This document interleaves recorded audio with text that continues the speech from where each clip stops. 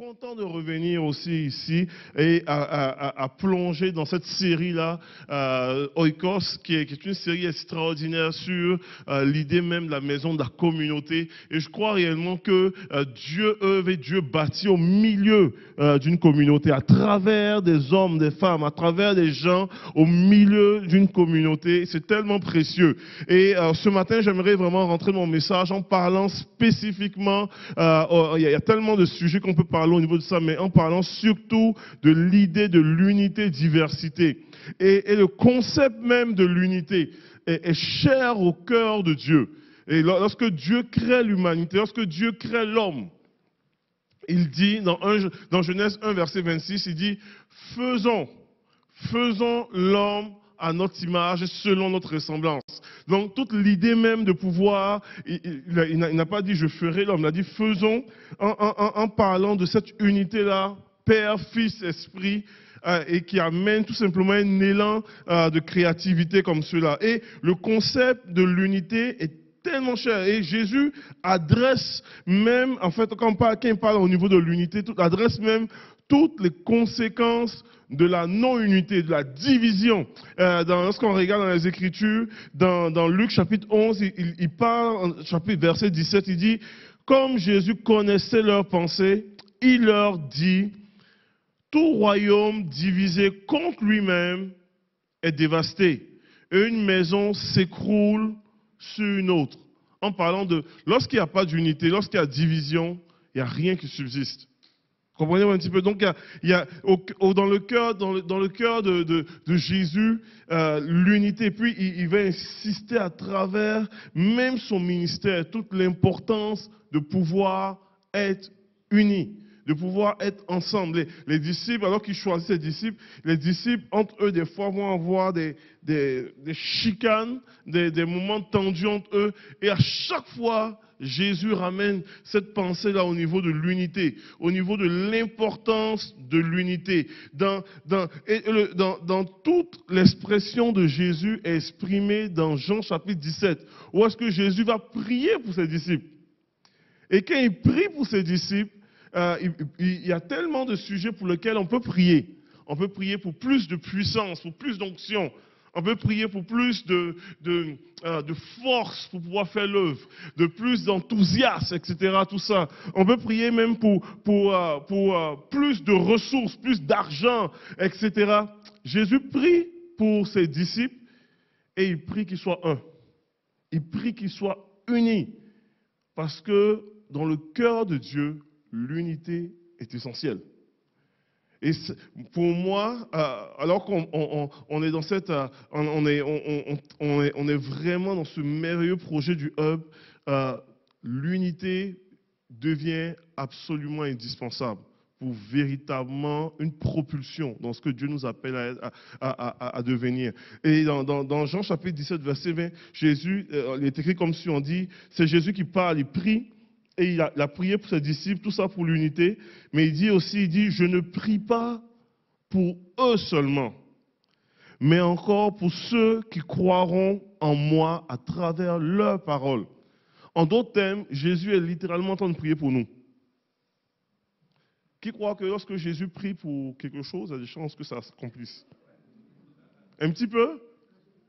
Donc, Jésus est littéralement en train de prier pour nous. Puis, pourquoi Jésus prie pour nous? On va continuer à lire le texte. Il dit, afin que tous soient un, comme toi, Père, tu es en moi, et comme je suis en toi, afin qu'ils soient un en nous, pour que le monde croie que tu m'as envoyé. Voici la raison pour laquelle Jésus prie pour nous. Pour que nous soyons un.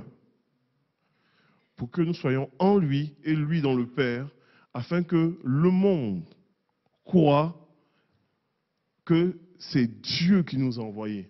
Donc, l'unité devient même un signe pour notre société, pour les gens, pour ceux qui ne connaissent pas le Christ, que nous sommes réellement envoyés de Dieu. Amen. C'est véritable. On ne réalise pas à quel point est-ce que c'était important. Comment est-ce que c'est important au cœur de Dieu. Comment est-ce que l'unité, nous avons besoin de pouvoir être unis les uns envers les autres. Et on ne réalise pas, lorsqu'on regarde un petit peu comment est-ce que l'église primitive commence. Lorsque Luc enseigne au niveau de l'unité, tout ça, et à plusieurs reprises dans Actes des Apôtres, il répète à quel point c'était important qu'ils soient ensemble. À quel point il fallait qu'ils soient tous d'accord. À quel point est-ce qu'il fallait qu'ils fonctionnaient. À quel point.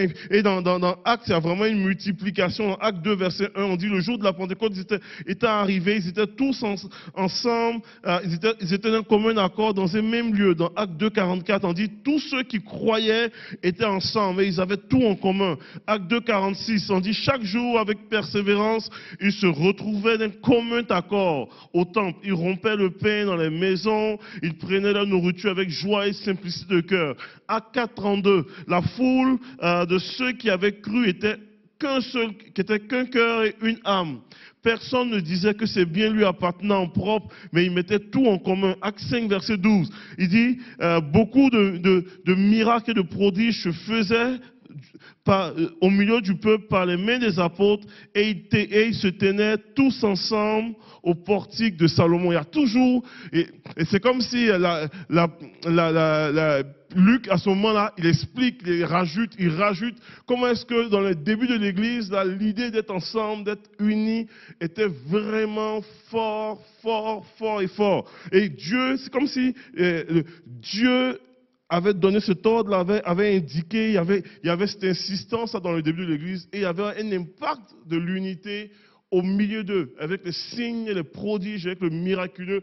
Lorsqu'on étudie un petit peu les réveils dans le monde, on allait voir que souvent, il y a cette notion d'unité-là qui revient constamment, que les gens sont unis, c'est important qu'il y ait cette cohésion, cette harmonie-là, où est-ce qu'on vise un objectif commun et on travaille vers cet objectif-là, parce que tout est amplifié quand on choisit de pouvoir travailler en unité. Tout est véritablement amplifié. Seul, on peut faire quelque chose. Comprenez-vous un petit peu? Si tu fonctionnes en sillon, tu as des ressources, tu as des capacités, tu as un moyen de pouvoir fonctionner.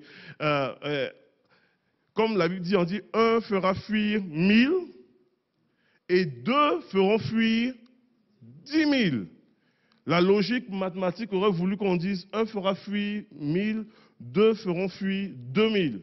Mais il y a comme quelque chose qui est amplifié quand les gens choisissent de pouvoir travailler ensemble, de pouvoir normalement mettre les choses dans une synergie, en unité, de façon très particulière. Donc, on sait que c'est important, on sait que c'est important dans le cœur de Dieu, on sait que le Seigneur nous invite à pouvoir normalement vivre l'unité, mais on va être brutalement franc ce matin. Est-ce que vous êtes avec moi ce matin? On va se parler franchement. L'unité, on sait que c'est important, mais c'est l'une des choses les plus difficiles à mettre en place. Comprenez-vous? C'est beaucoup plus facile de pouvoir imposer une uniformité que d'amener à vivre une unité. Comprenez? L'uniformité, c'est vraiment essayer de mettre tout de façon homogène, selon des standards bien précis, etc. Tout ça, c'est où est-ce qu'il y a peu de place à la créativité, à l'individualité, etc. Tout ça, et puis on met tout de façon standard, tout est comme cela, c'est comme ça que tu fonctionnes, ou ça finit là, concrètement. C'est beaucoup plus facile parce qu'on établit quelque chose que tout le monde marche comme cela. Tandis qu'une unité, normalement, va valoriser les différences, va permettre normalement une harmonie au milieu des différences, une complémentarité, etc. Ça, c'est plus difficile. C'est beaucoup plus difficile. Et lorsque tu regardes dans les Écritures, ce que Jésus a mis en place, c'était beaucoup plus une unité versus une uniformité. Et il y a tout un concept au niveau aussi il y a une différence entre toute l'idée de la pensée unique. Pour dire, tout le monde, l'unité, normalement, va viser un objectif commun, pas forcément une pensée unique. Comprenez-vous un petit peu la différence que je veux faire? L'objectif commun, on choisit de pouvoir avoir un objectif commun. La façon d'y arriver vers l'objectif, en fonction des personnalités des gens, en fonction des talents, des dons, etc., peuvent des fois en fait amener une certaine variété, etc.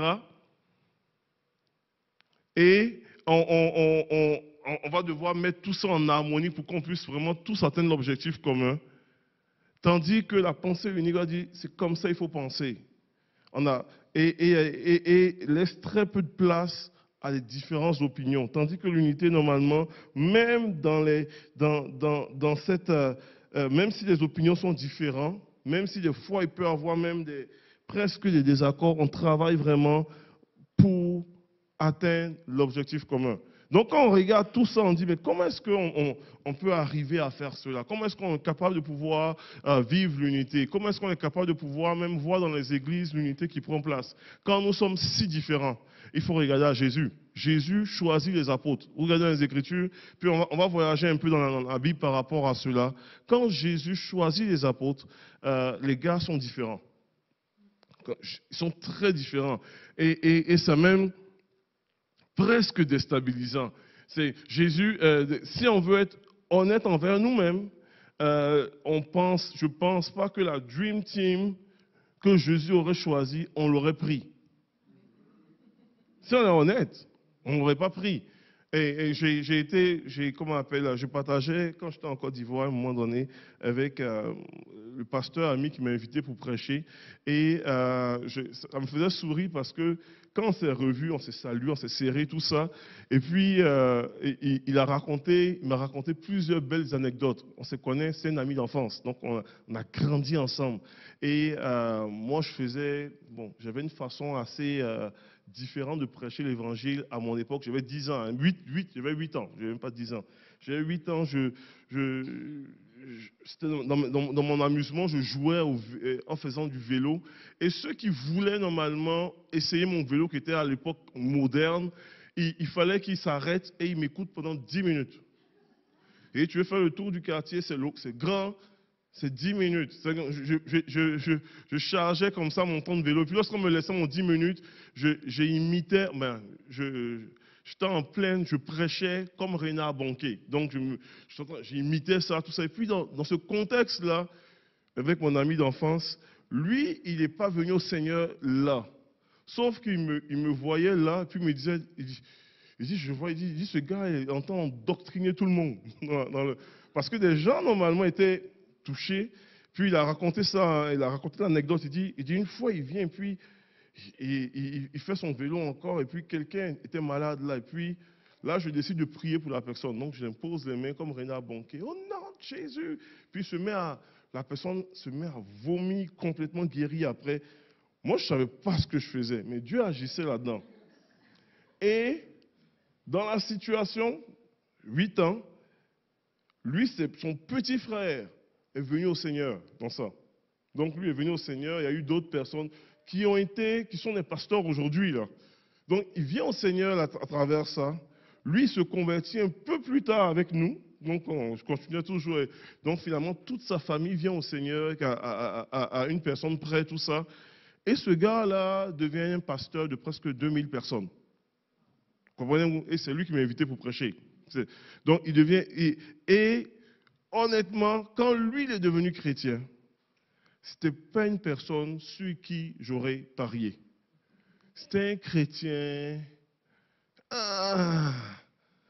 Puis je réalise comment. Puis je riais avec lui en disant, c'est fou, hein? Comment est-ce que Dieu prend des personnes sur lesquelles on n'aurait pas parié? Puis j'en ai plusieurs comme ceux-là, qu'aujourd'hui, soit ils sont pasteurs, etc., que je connais, quand on se revoit, je dis, c'est incroyable. Tu n'étais pas celui sur lequel j'aurais parié. Mais Dieu te choisit au milieu de ça. Et Dieu nous a mis ensemble, là, on était des personnalités, on a démarré une cellule de maison chez nous à l'époque. Personnalités différentes. Sans Jésus, on serait tous arrachés la tête. C'est fou. Mais avec Jésus, on fait quelque chose de différent. Et c'est comme ça Jésus a choisi ses apôtres. Certains étaient des entrepreneurs pécheurs qui se mettent à côté d'un collecteur d'impôts. Techniquement, ils auraient dû s'arracher la tête là. Par la suite, on a normalement un activiste politique. Normalement, il aurait dû arracher la tête de quelques-uns aussi. Mais tu vois normalement comment est-ce que Jésus choisit des gens de différents horizons, de différentes façons de voir, etc. Il choisit, il les met ensemble pour être ses 12, sa Dream Team, et ils doivent exercer et travailler l'unité au milieu de ça. C'est beaucoup plus difficile. Il aurait pu choisir 12 pharisiens. Il y aurait eu vraiment une belle uniformité. Comprenez-vous un petit peu? Il aurait pu choisir normalement 12 pécheurs exactement dans leur. Puis ça aurait bien fité. Mais il choisit des gens différents, avec des capacités différentes, avec des talents différents, avec des horizons différents. Et puis, qui sont. La Bible ne le cache pas, hein, quand on lit dans les Écritures, on voit qu'il y a vraiment de la tension au milieu de ces gars-là. Parce qu'à un moment donné, il se pose la question qui est le plus grand. Il y a des tensions au milieu d'eux. Ce n'est pas toujours le fun. Mais ils doivent normalement travailler l'unité.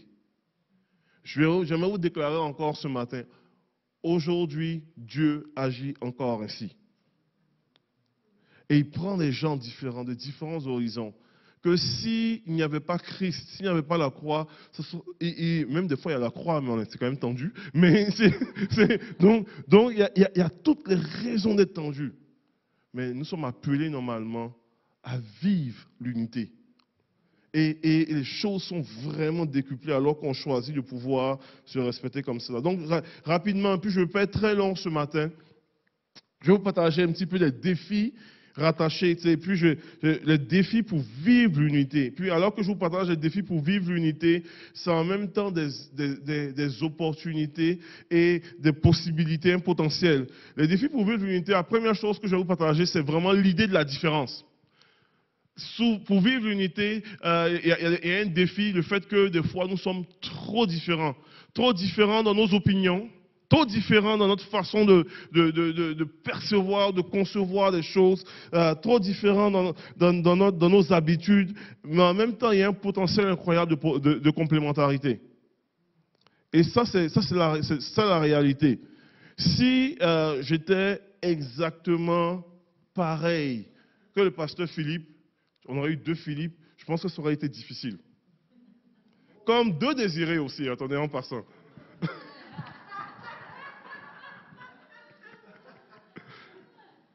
Donc, ça aurait été difficile. Mais la beauté, c'est de pouvoir normalement être complémentaire. C'est de pouvoir apprécier ce que le pasteur Philippe est dans ses forces et apprécier ce que je suis dans mes forces. Donc, mais en même temps, nous sommes différents. Et on peut reconnaître que nous sommes différents. Puis on accepte très bien que nous sommes différents en tant que tels. Donc, il y a ce côté-là qui est tellement essentiel à pouvoir, qui peut être un défi, mais en même temps un potentiel. Et il y a toujours la réflexion de dire, est-ce qu'on surmonte le défi pour en faire de ça un potentiel extraordinaire. La deuxième chose qui constitue un défi pour vivre l'unité est la complexité des tensions. Dans les Écritures, il y a plusieurs exemples comme cela, où est-ce qu'il y a normalement, à cause des différences, il peut y avoir beaucoup de complexité entre les individus. Et il peut y avoir de la tension au milieu de nous, mais en même temps, il y a un potentiel de créativité. Parce que les gens sont différents, il y a un potentiel de créativité et un potentiel de pouvoir normalement pratiquer une harmonie. Il y a aussi l'épreuve du temps. Être unis pendant longtemps, c'est pas toujours évident. Donc on peut dire oui, on choisit l'unité aujourd'hui, on est unis, mais est-ce qu'on sera unis dans 2 ans? Est-ce qu'on sera unis dans 3 ans? Est-ce qu'on sera unis dans 5 ans? Puis, dans les Écritures, il y a des exemples tellement par rapport à cela. Parce que même les apôtres, quand ils ont commencé l'Église, on dit que c'était un seul cœur, une seule âme. Mais si vous continuez Actes des apôtres, il y a Actes chapitre 6. Actes chapitre 6, qu'est-ce que la Bible déclare? On dit à un moment donné, les veuves d'ascendance grecque ont commencé à se plaindre parce qu'elles trouvaient que les veuves hébraïques étaient mieux traitées qu'elles qui étaient normalement de descendance grecque. Puis là, il a commencé à avoir de la tension, de la chicane. Et si on arrête là sans solution, l'Église se divise. Hein. On est vraiment dans un potentiel de division incroyable. Et puis là, les apôtres vont normalement s'arrêter et vont dire, ben, on ne peut pas continuer à pouvoir régler les problèmes comme cela et puis négliger la parole de Dieu. Établissons des leaders qui vont être des diacres, qui vont prendre soin normalement de tout ce qui est distribution des vivres, etc., tout ça, et des besoins. Et puis en établissant ça, l'Église continue à grandir. Quand tu prends Actes chapitre 15, un autre potentiel encore de division. Là, c'est une division au niveau entre les chrétiens de Jérusalem et puis ou les chrétiens qui sont de descendance juive qui disent, ben, ceux qui se convertissent, normalement, on doit tous les uniformiser. Ils doivent être circoncis. Imaginez-vous un petit peu. Puis, là, vous vous questionnez, vous dites, comment ça, est-ce qu'on peut avoir des discussions par rapport à des affaires de même? Mais oui, des affaires culturelles comme ceux-là. Mais c'est. Et comment on appelle ça devient tellement gros ce sujet-là que Paul doit aller à Jérusalem expliquer la position normalement des non-juifs qui ne sont pas circoncis. Et puis on doit établir normalement, est-ce qu'on continue comme ça ou ça va créer une division au niveau de l'Église? Et vous allez voir que dans la vie, on a toujours des potentiels comme ceux-là de division qu'on aura dans l'Église, dans ton couple, dans ta famille. Ça va arriver encore et encore et encore. Et l'épreuve du temps nous amène des potentiels de division. Mais Dieu nous appelle à pouvoir normalement choisir et préserver l'unité. Choisir et préserver l'unité, concrètement. Et c'est ça la beauté de l'unité. C'est ça la beauté lorsqu'on choisit l'unité. Je vais terminer avec sur toute l'idée. On a parlé un petit peu du concept que Dieu veut l'unité. On a parlé des défis qui sont rattachés à l'unité. Mais comment vivre l'unité? Et moi, je suis un gars qui est très, très, très pro-acrostiche, là, pour vous faciliter de pouvoir retenir. Comment vivre l'unité? Je vais vous donner quelques pistes. Je ne pense pas avoir toute la science infuse, mais il y a des pistes pour pouvoir vivre de façon très concrète l'unité, qui sont aussi inspirées de la parole de Dieu. Et comment est-ce qu'on peut le vivre de façon très concrète? La première chose que je vous encourage, puis j'ai mis le cher ami, c'est parce que c'est un acrostiche. La première chose, c'est de choisir le lien de l'unité. Nous avons besoin de pouvoir choisir quotidiennement le lien de l'unité. Vous savez, lorsqu'on deux personnes se marient, on dit, on leur pose la question, on dit, ils ont décidé de s'unir par le lien du... Ça, c'est l'expression. Mais ils choisissent l'unité. On choisit d'être ensemble. Et aujourd'hui, en tant qu'Église, on choisit d'être ensemble. Le Hub, on choisit de pouvoir se donner la main d'association. Philippe et moi, on choisit de pouvoir normalement travailler ensemble. On choisit. Et c'est pas des fois instinctif.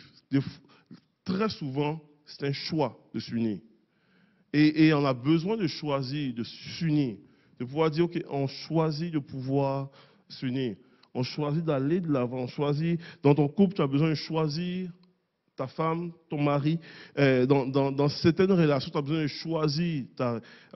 Il y a quelqu'un qui disait, je pense que c'est Pasteur Philippe qui a déjà dit nos amis sont la famille qu'on choisit.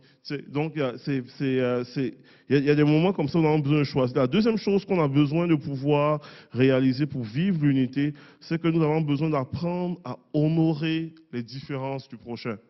Ce n'est pas parce que la personne est différente de toi que tu vas normalement mépriser ce qu'il est. En réalité, c'est tellement précieux d'apprendre à honorer la personne, dans ce que la personne est, dans ce qu'elle est différent. Tu ne reçois pas dans ce que tu méprises. Ça, c'est une vérité. Hein? C'est une vérité. Si tu méprises, puis je vais vous donner des exemples bien concrets. Bien concret. Une chose que j'ai appris, il y a plusieurs églises de différentes couleurs et c'est bien comme ça. Si j'ai réalisé moi dans ma propre vie que les ministères que j'avais tendance à mépriser, je ne recevais pas de ces ministères-là. Donc, Moi-même, dans ma propre vie, j'ai été moi-même confronté par Dieu, des fois par rapport à ces choses-là. Et des fois, je peux voir normalement des églises, et puis des hommes de Dieu, des femmes de Dieu, et comment on appelle là, tu reconnais que Dieu agit dans leur vie. Ils peuvent ne pas normalement être. Il y a des églises que, je vais être honnête avec vous, il y a des églises que, de façon très naturelle, je ne suis pas attiré vers ça, mais je suis capable de reconnaître que Dieu agit dans ces églises-là et parmi ces hommes de Dieu-là. Et si je ne méprise pas ce qu'ils ont, je reçois de ce qu'ils ont. Même si ce n'est pas des églises que je vais de façon naturelle me joindre. Comprenez-vous un petit peu? Quand j'ai tendance à mépriser ou quand j'ai tendance à pouvoir, je ne le reçois pas. Parce que tu ne reçois pas ce que là où est-ce que tu méprises. Donc, honorez les différences des autres. Honorez les différences dans la vie de votre prochain aussi. Troisième chose qui est tellement importante, estimez votre propre unicité et vos dons. Dieu a mis en vous des choses qui sont précieuses. Donc, le but n'est pas de pouvoir normalement t'assimiler ou te décoloriser pour pouvoir normalement être comme l'autre. Le but est de pouvoir vivre ton unité en estimant ton unicité, la personne que tu es, les dons que Dieu a placés en toi, en fait, en reconnaissant ce que Dieu a placé en toi, et normalement aussi ce que Dieu a, et honorer ce que Dieu a mis dans l'autre personne. La quatrième chose que je veux amener, c'est vraiment reconnaître l'image de Dieu chez l'autre. Et ça, c'est vraiment très précieux. Ça, c'est une chose que, en prison, durant mes dernières années, le Seigneur a travaillé fortement mon cœur par rapport à ça. Parce qu'en prison, habituellement, c'est dur des fois de voir l'image de Dieu. Dans la vie d'un détenu qui a plein de couches d'actions mauvaises qu'il a posées. Donc, ce qu'on a tendance à voir, c'est le geste criminel qu'il a fait. Le fait qu'il soit multirécidiviste, des fois il a toute la laideur du péché qui est là. Puis il y en a des péchés laids là, qui sont vraiment laids, que je n'en nommerai pas ici. Mais tu vois tout ça. Puis derrière cette multitude de couches là qui sont affreuses, ils sont créés à l'image de Dieu. Et honnêtement, je vais être encore honnête avec vous, ces dernières années, on dit mais c'est normal, tu es en prison. Ces dernières années, plusieurs fois, Dieu m'a parlé au travers de la bouche des détenus. Vraiment, là, solidement. Et puis m'a percuté par rapport à certaines choses, par rapport à certaines réalisations. Puis j'étais comme, aïe, aïe, Dieu est ici. Et puis, ça arrivait souvent que je suis dans mon bureau, le gars est venu me voir pour discuter de ce qu'il vit. Et dans ses réflexions de vie, j'entends la voix de Dieu, je sens la présence de Dieu. Puis il dit, Dieu est ici. Au milieu de la laideur du péché, Dieu est ici. Au milieu de l'incompréhension, Dieu est ici. Dieu parle. Puis là, on a dit, mais Maï Désiré, où est-ce que tu veux avec cette théologie-là? Je vais vous lancer un défi. Le rêve que Pharaon a eu en Égypte pour pouvoir sauver, que Joseph a interprété, venait-il de Dieu ou pas? Pour pouvoir sauver le peuple d'Israël. Comprenez-vous un petit peu? Donc, pourtant, Pharaon n'était pas forcément un croyant du Dieu d'Israël. Le rêve que Nebuchadnezzar a eu, où est-ce qu'il voit une vision d'une grosse statue avec toutes les... Et puis, jusqu'à la venue du Messie. Pourtant, Nebuchadnezzar n'était pas normalement, selon nos critères, le croyant qu'on voulait suivre. Vous êtes d'accord avec moi? Pourtant, Dieu, quand même, a utilisé des rois qui ne respectaient pas nos critères pour quand même se révéler. Donc, on a des fois, ne soyons pas trop vite pour juger ou de lancer la pierre. Parce que Dieu peut utiliser même n'importe qui. Si Dieu est capable d'utiliser l'âne de Balaam pour parler, Dieu est capable d'utiliser n'importe quoi pour pouvoir agir. Donc, des fois, nous avons besoin de pouvoir apprendre à reconnaître l'image de Dieu chez l'autre. Pour dire, oh, il y a quelque chose que Dieu est en train de faire ici. Je ne dis pas que la personne est chrétienne, là, mais reconnaître la signature de Dieu dans la vie des gens. C'est quelque chose d'extraordinaire. Et ça favorise l'unité. d'une façon extraordinaire. Donc rapidement, il y a toute cette idée de choisir, d'honorer, de pouvoir estimer, reconnaître l'image de Dieu chez l'autre, mais aussi à pouvoir accepter certains désaccords. Ça peut arriver que nous ne soyons pas d'accord sur tout. Un des plus grands défis des équipes chrétiennes, c'est qu'il y a une attente implicite qu'on soit d'accord sur tout. Puis là, quand ça ne marche pas, on veut tout de suite se diviser. Voilà pourquoi il y a beaucoup d'églises comme ça. Comprenez-moi un petit peu? Et quand un chrétien n'est pas content avec le pasteur, il veut s'en aller. Hey, calme-toi. On peut vivre avec le fait qu'on n'est pas d'accord sur tout. Je ne parle pas des choses essentielles. Si tu viens me dire que Jésus n'est pas Seigneur, c'est très majeur. Comprenez un petit peu? Ça va? Mais on peut ne pas être d'accord sur tout. Et c'est correct comme cela. Et ne focalisons pas sur nos désaccords, mais focalisons sur ce qui nous rassemble de façon réelle en tant que tel. Les apôtres n'étaient pas d'accord sur tout. Et c'était correct aussi. Donc il y a cette image, il y a quelques années, mais quelques années de cela, j'étais invité pour aller manger avec un pasteur baptiste. Puis pendant qu'on jasait, on discutait de ça. La communication devait être une communication le fun. Ça a viré sur des discours théologiques. Moi, si vous voulez m'éteindre au maximum, souvent, à cause du fait que j'ai une maîtrise en théologie ou quoi, les gens ont cette idée-là de dire, ok, comme il y a une maîtrise en théologie, on veut lui parler de théologie. Je vous dis une vérité. Je déteste ça. Je déteste au plus haut point. J'haïs parler. J'aime Jésus, mais j'haïs parler de théologie sur les débats de courant. Ça me tue, ça. Puis là, il est parti là-dedans, sur l'idée de sensationnalisme, est-ce que je suis arménianiste ou pas, et puis hey, je mourrais au dîner, je voulais juste m'en aller. C'est comme, puis à un moment donné, j'ai dit, hey, arrête-moi ça, là. Je l'ai dit de cette façon, c'est venu de mon cru, là, mais c'est sorti comme ça. Il dit, hey, 99% des Québécois s'en foutent de ce qu'on discute, là. S'en foutent à 100 000 à l'heure. Ça aucune, je dis c'est utile, mais ça n'a aucune utilité réelle dans l'impact du salut du Québec. Donc, pouvons-nous parler d'autre chose, s'il vous plaît? Puis moi, là, je vous en supplie, acceptons nos désaccords. Moi, je suis capable de travailler très bien, puis je le fais, je prêche partout. Je suis capable de travailler très bien avec des gens qui ne sont pas toujours d'accord sur tout avec moi.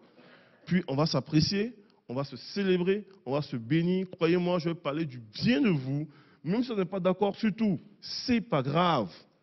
Et ça, c'est merveilleux, ça. Et je vous encourage, c'est pas parce que ton frère n'est pas forcément d'accord avec ta façon de voir tel passage des Écritures que la personne ça fait de lui un moins bon chrétien. Ça fait juste de lui une personne différente de toi. Et Jésus l'aime au même titre que toi. J'espère que vous êtes d'accord avec moi. Donc, il y a vraiment cette réalité qu'on doit être capable d'accepter. Autre chose qui est super important, c'est de pouvoir maintenir le dialogue. Et lorsque on n'est pas d'accord, une des choses qui arrive souvent, c'est que le dialogue s'amoindrit. Parce qu'on n'est pas d'accord. Puis, c'est comme si la personne, là, c'est juste le désaccord que tu vois. Les gens je fais souvent la technique de la feuille blanche avec mes détenus. Où est-ce que je mets une espèce de point sur une feuille. Puis je dis, qu'est-ce que tu vois là? Puis là, tout le monde voit le point sur la feuille. Puis là, ils disent, ben, on voit le point. Puis je dis, ok, parfait. Et tu vois le point, mais je dis, tu aurais pu dire, je vois une grande feuille blanche. Je dis, c'est comme ça, des fois, nos désaccords ressemblent. Ou est-ce que lorsqu'on a un désaccord, c'est juste ça qu'on voit? On ne voit pas toute la surface énorme sur laquelle on est tous d'accord, qu'on n'a aucun problème. On voit juste ce qui ne marche pas. Et quand on s'approche pour pouvoir dialoguer, on veut dialoguer juste sur ce qui ne marche pas, jusqu'à ce que ça ne marche pas comme cela. Maintenons le dialogue. Continuons l'échange, continuons à se respecter mutuellement et continuons à s'apprécier et continuons à se célébrer dans ce que Dieu nous appelle à être, à devenir. Et Jésus lui-même, dans les Écritures, la Bible parle à un moment donné que les disciples voient entendre parler d'une personne qui parle de Jésus, mais qui ne suit pas Jésus. Puis Jésus lui-même, les disciples disent, Maître, on a vu quelqu'un normalement parler de toi, puis, mais il nous ne suit pas et nous l'avons empêché. Puis Jésus a dit, non, faites pas ça. Parce que celui qui n'est pas contre moi est pour moi. Jésus lui-même n'avait pas cet esprit sectaire-là. Il dit, non, tant que tu ne penses pas exactement dans ce cadre-là, tu n'as pas la vraie théologie. Il n'était pas comme ça, notre Jésus. Et je dis là, je vous encourage là à pouvoir avoir une... Je parle de tout mon cœur là. Je vous encourage, au lieu de bâtir des murs, construisez des ponts vers l'autre, d'une façon concrète. C'est tellement des fois, on veut construire des murs pour dire des cadres, mais construisez des ponts. Donc, maintenez le dialogue. Et puis, dernière chose, et puis je termine avec ça, pour pouvoir normalement vivre l'unité, c'est initier. Soyez des personnes qui sont des initiateurs de moments plaisants. Si on veut maintenir une unité parmi nous, n'ayons pas peur de moments où est-ce qu'il y a de la joie. Parce que la joie fait partie du fruit de l'esprit. Des moments de joie. Et c'est dans les moments de joie, dans les moments de paix, dans les moments où est-ce qu'on est capable de pouvoir avoir de la joie avec mon frère et ma soeur, que le lien aussi de l'unité se renforce, s'enracine davantage. Donc, initier des moments plaisants. Ça a l'air, ça a l'air simple, mais c'est tellement puissant de pouvoir avoir une église qui est soudée ensemble, qui travaille ensemble. C'est un de mes sujets pour moi, et puis je termine avec ça, et puis je vais parler plus loin par rapport à ça. C'est un de mes sujets qui me tient le plus à cœur, l'unité. Et c'est l'unité, toute l'idée même de pouvoir avoir des chrétiens qui sont soudés les uns aux autres, qui se respectent, qui se valorisent malgré leurs différences, malgré leurs désaccords, malgré ce qui est un de mes sujets qui me tient le plus à cœur parce que j'ai vu les dommages que peut entraîner une division. J'ai vu, et puis j'étais en Côte d'Ivoire encore, la semaine dernière, puis je parlais avec un ouvrier là-bas, un homme de Dieu là-bas, qui me partageait un petit peu comment est-ce que, en même temps, Pasteur Philippe, ce que Pasteur Philippe dit, c'est tellement exact là qu'il y a une portion du surnaturel en Côte d'Ivoire qui est assez impressionnante. Il y a un enthousiasme aussi dans la prière qui est tellement encourageant, qui est tellement rafraîchissant. Mais il me partageait aussi les dommages que pouvait amener tout l'esprit sectaire, le refus de pouvoir regarder l'autre et valoriser l'autre. Puis comment est-ce qu'il y a des grosses églises en Côte d'Ivoire, des églises de 3 000 personnes, 4 000, 10 000, et puis comment est-ce que des gens ont bâti des royaumes? Il y a littéralement ça. Et tout le potentiel que l'Église pouvait avoir si on choisit de bâtir des ponts. Où est-ce qu'on collabore ensemble, où est-ce qu'on se respecte et on se valorise. Là, c'est l'expérience de la Côte d'Ivoire. J'aimerais juste partager l'expérience ici au Québec. J'aimerais partager l'expérience ici au Hub. Alors que nous sommes ensemble. Nous sommes une petite communauté, mais je ne peux même pas imaginer toute la puissance, comment est-ce que nos efforts seraient décuplés si on choisissait de pouvoir juste se tenir ensemble comme communauté, se valoriser comme communauté, s'apprécier et puis dire ensemble nous allons vers un projet. Ensemble on va laisser Dieu agir à travers nous. Ensemble on va laisser Dieu travailler nos cœurs. Et je termine avec cette pensée-là et dire on va le vivre de façon en tant que couple, en tant que famille, on va le vivre dans un contexte d'église, là, où est-ce qu'on choisit comme église de pouvoir travailler fortement vers l'unité, dans le nom de Jésus. Dans ma propre vie, c'est un exercice que moi-même, je le fais quotidiennement, le fait de choisir le lieu de l'unité.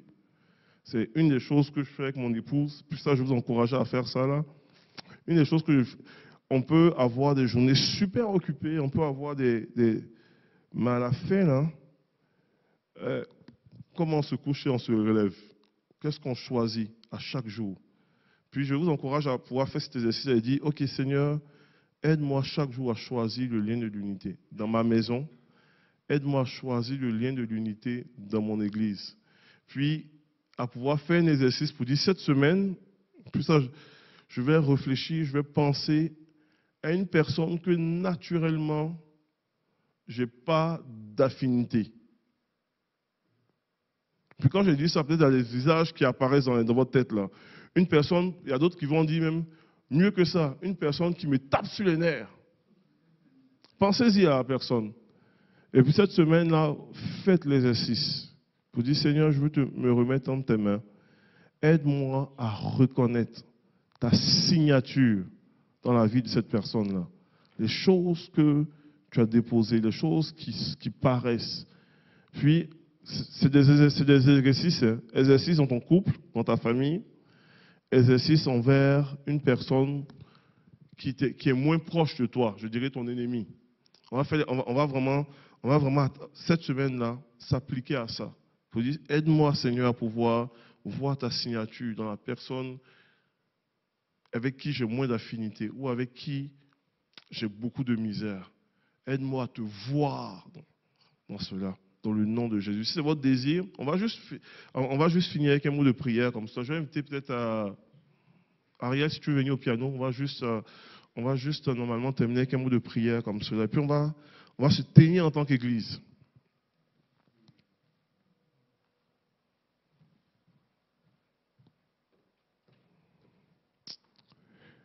Quand je préparais le message, il y avait vraiment sentiment dans mon cœur par rapport à certaines personnes.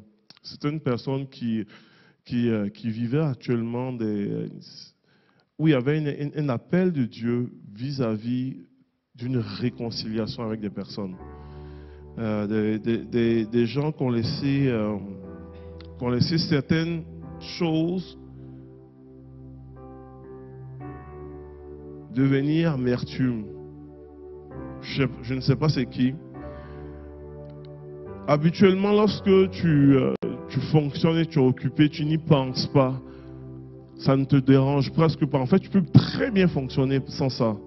Mais à chaque fois que la pensée va vers cette situation-là, spécifiquement, ça vient soulever en toi une espèce d'amertume, frustration, colère, tout ça. Et même lorsque tu en parles de la situation, ça ravive des émotions comme si c'était arrivé hier. Et puis ce matin est un matin où est-ce que le Seigneur veut simplement toucher ton cœur, veut te visiter dans son amour, mais t'appeler à pouvoir normalement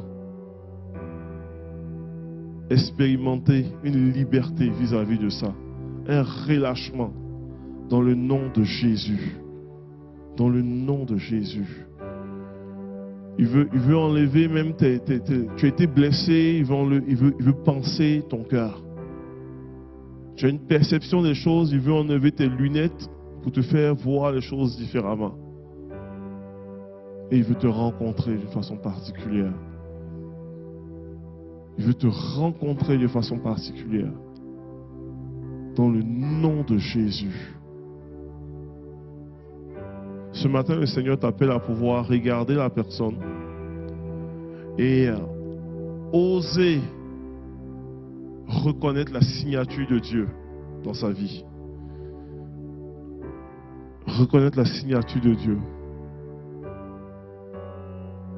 Père, je veux te remercier pour ton Église. Je veux te remercier pour les personnes qui sont ici, Seigneur Dieu, pour ce qui était apporté avec simplicité ce matin. Alors que tu nous appelles à être unis, à être soudés, à pouvoir travailler dans un climat d'unité. Je prie, Seigneur Dieu, qu'on puisse choisir quotidiennement, qu'on puisse honorer nos différences, Seigneur, alors que nous sommes différents. Honorer, Seigneur Dieu, estimer, Seigneur, notre propre unicité, nos dons, ce que tu as déposé en nous. Qu'on puisse reconnaître ta signature dans la vie de mon prochain. Qu'on puisse accepter certains désaccords, maintenir le dialogue, initier des moments de joie des moments plaisants ensemble. Qu'on puisse être une église qui mettons tous nos efforts pour préserver l'unité, pour préserver la paix, pour préserver l'harmonie, qui travaillons, qui s'exerçons à l'unité pour faire une différence, Seigneur Dieu. Et je veux prier pour chaque individu, chaque personne ici. Seigneur, que cette unité-là puisse se répercuter dans leur propre maison, au nom de Jésus. Qu'elle puisse se répercuter dans leur propre couple au nom de Jésus, qu'elle puisse se répercuter dans leur propre famille au nom de Jésus, dans leur milieu de travail, dans leur sphère d'influence au nom de Jésus. Et que tu puisses agir à travers eux, que tu puisses les toucher, les rencontrer dans le nom de Jésus. Père, je prie pour des familles présentement qui sont normalement dans des situations tendues, en chicane. Je veux appeler la paix au milieu de cela, dans le nom de Jésus. Que tu puisses intervenir, Seigneur. Que tu puisses intervenir. Alléluia. Que tu puisses agir avec grâce. Agir avec grâce dans le nom de Jésus de Nazareth. Et que la gloire, l'honneur et la puissance te reviennent en toutes choses. Et que cette semaine soit une semaine de victoire, Seigneur Dieu, sur le non-pardon. Victoire sur les tensions. Qu'on puisse expérimenter ta paix. Qu'on puisse expérimenter une grâce et une unité. Qu'on puisse reconnaître ta signature dans la vie de mon prochain. Qu'on puisse choisir quotidiennement ce lien d'unité qui nous relie et qui nous garde, Seigneur Jésus. En toutes choses, sois béni. Que la gloire te revienne. Amen. Alléluia. Je me réjouis de l'unité que l'on peut vivre dans l'Église ici, et c'est toujours beau, et c'est bien que ça commence là. J'aime tellement quand Désiré nous dit de reconnaître l'image de Dieu dans l'autre et que ça dépasse le cadre de l'Église. Oikos, c'est une communauté de gens soudés, mais dans laquelle on ne vit pas la consanguinité. On n'est pas juste entre nous comme une boîte fermée. J'aime quand Désiré nous parle des détenus chez lesquels, après avoir enlevé ce qu'il appelle les couches de péché qui déforment, ils retrouvent l'image de Dieu. Puis je crois vraiment qu'il y a un appel du Seigneur ce matin pour beaucoup parmi nous de reconnaître les humains à l'image de Dieu dans notre monde du travail et de faire un geste. Attendons-nous cette semaine. Je sais qu'il y a plusieurs cette semaine, vous allez comme être interpellés. Il y a quelqu'un dans le monde du travail, ça peut être un client, ça peut être un collègue de travail, ça peut être un supérieur hiérarchique. Il y a quelqu'un auprès de qui tu vas être appelé à reconnaître l'image de Dieu et à honorer cette image de Dieu, à donner un compliment à cette personne, lui proposer un service. Quelque chose que j'ai fait cette semaine envers une personne, puis j'en parlerai, je ne vous donnerai pas le détail ce matin, mais qui me rendait fier de moi parce que c'est quelque chose comme ça que j'ai fait envers quelqu'un qui n'est pas du tout de nos milieux, qui n'est pas de nos croyances. Et Dieu a un peuple nombreux. Mais comment ce peuple nombreux va-t-il accepter de venir écouter l'Évangile?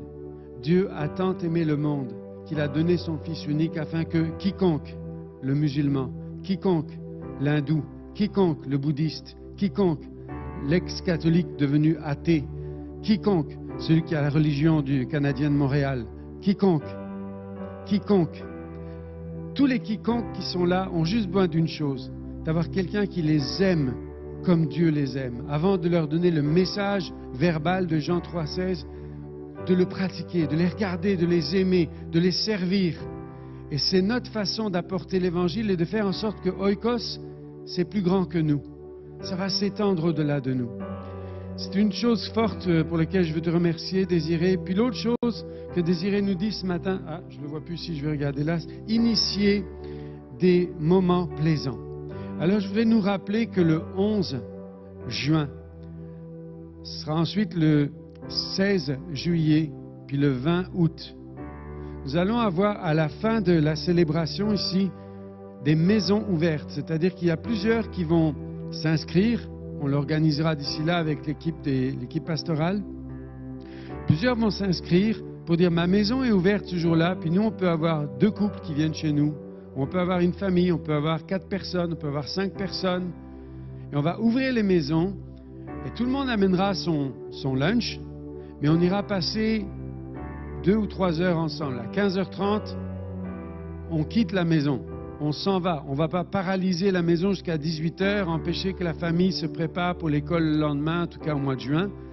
À 15h30, on s'en va. Mais de midi et demi à 15h30, on a 3 heures ensemble pour initier des moments plaisants.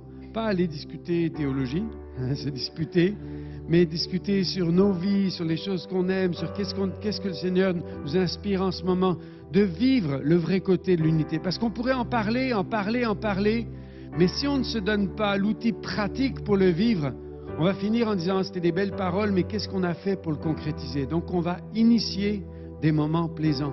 Et si tu veux initier ces moments plaisants auprès d'Isabelle, de Caroline, peut-être de Céline qui est là, on pourrait simplement dire, moi, ma maison sera ouverte ce jour-là, puis on peut accueillir trois couples, on peut accueillir 2 couples ce jour-là.